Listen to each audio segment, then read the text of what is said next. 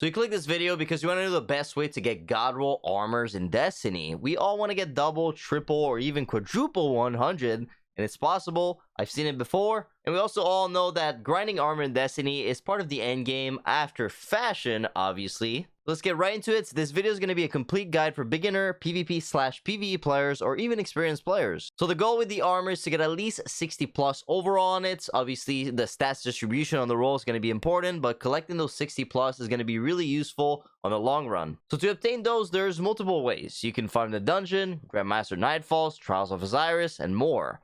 But the best one I've found is definitely the Helm Armor technique. All you need for that is Umbral engrams, and we all know they drop like candy. I'm getting like multiple after every PvP match. And once you get 10 engrams or more, there's 3 places where you can focus. The Season of the Rising table that we're basically going to use during this video, the Season of the Hunted interface, or the Season of the Plunder one. For all of those, you would need to upgrade one thing for each, and after you can basically focus the armor. For the War table, I can basically get unlimited God roll armor because all you need is Ryzen Umbral energy, and I can obtain that by just playing activities like dungeon, raids, or PvP games, which I kind of play a lot. And to get that, all you need is to upgrade this thing right here, the Umbral energy requisition. So the next step will be to put a mod on your ghost based on the specific stats that you want on your armor. So I'm going to go on my ghost and I'm going to put a discipline mod, and when I focus my armor, it will drop with a lot of discipline. After that, all I need to do is to go to the war table and focus a bunch of armor.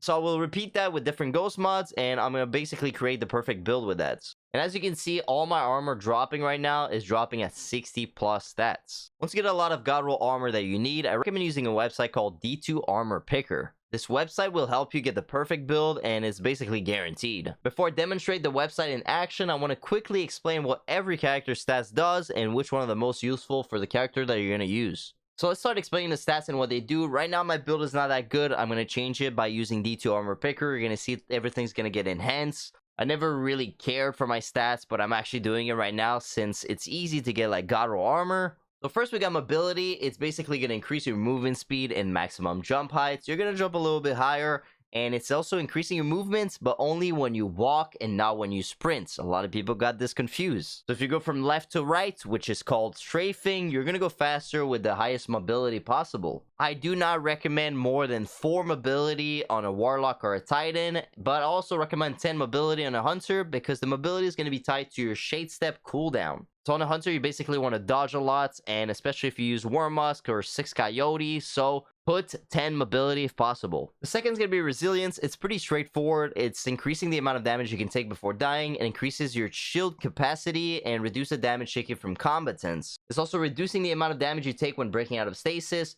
but no one really uses stasis anymore.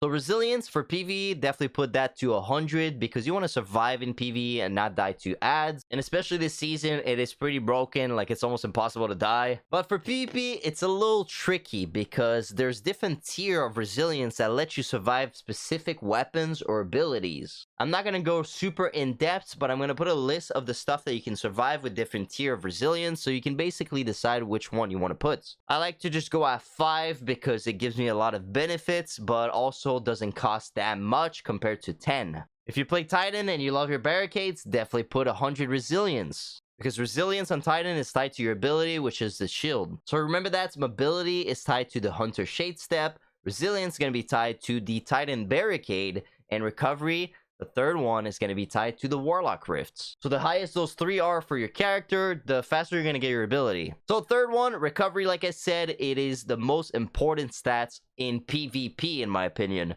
You should always have 10 recovery on every character that you play. So what it does essentially, the highest recovery that you have, the faster health regen you're going to get. And in a game like Destiny, health regen is everything, because that means if you're getting shots like a body shot, Le Monarch, or if you're a little bit weak, you can't challenge. And the faster recovery, the faster you can go back into the fights, and the faster you can help your teammates. Nothing worse than having a teammate sitting in a corner just waiting for his health to come back. So it's going to help you re-engage the fights faster, and it's super useful, trust me. Fourth one is discipline. This one is super straightforward. The highest discipline that you have, the faster you get your grenade.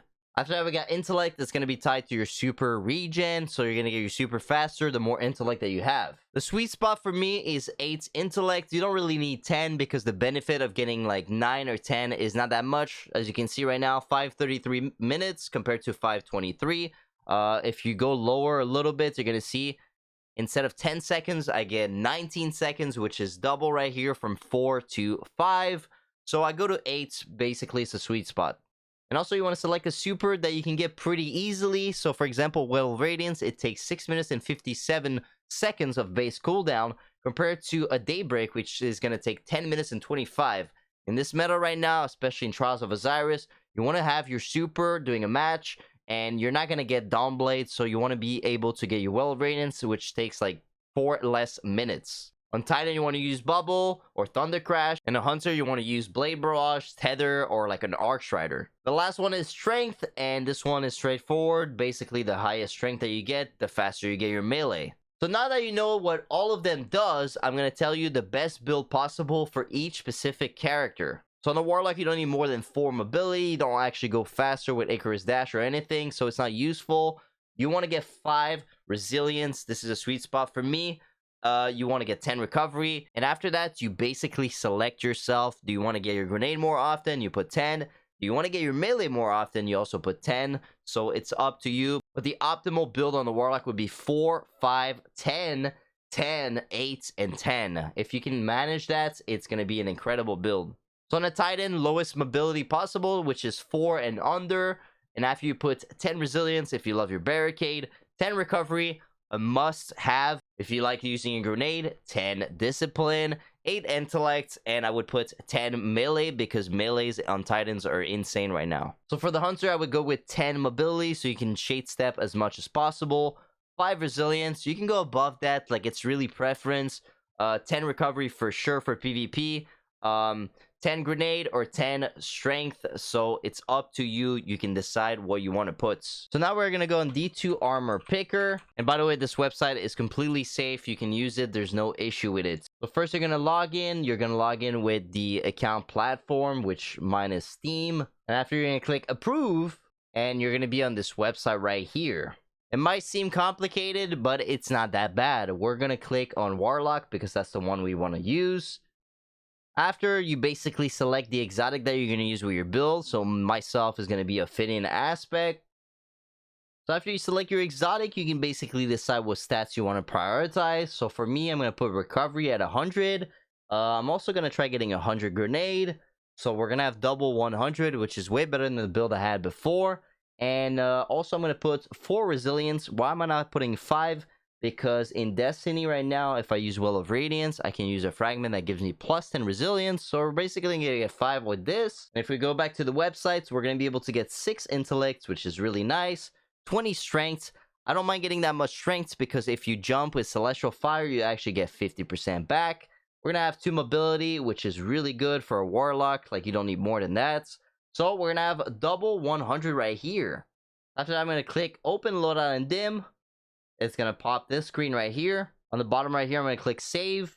And after, I'm going to do Apply. And it's going to transfer all my stuff on my character right here. So it's going to transfer all my stuff with the mod already installed. And all I need to do is to master work. And here we go. My build is 10-10 right here right now. So, and it says 4 mobility right here because you can actually put mods that give you extra mobility, like Powerful Friends right here. I can put Radiant Lights, which is going to give me more strength, plus 20 right here. So that's why I didn't really want to build into strengths, because I can just increase it. So as you can see, I have 4 instead of 2 now. Now my build is complete. I've done this for a week now, and I'm going to do it every week and every day that I can with my Umbral engrams. And I'm basically going to try getting triple or quadruple 100 now. It's super simple, super easy. So that's it for this video. Now you're ready to complete endgame activities with more ease. And if you enjoyed this video, make sure you guys drop a like and do not forget to subscribe to the channel. And I'll see you guys in the next video. Peace.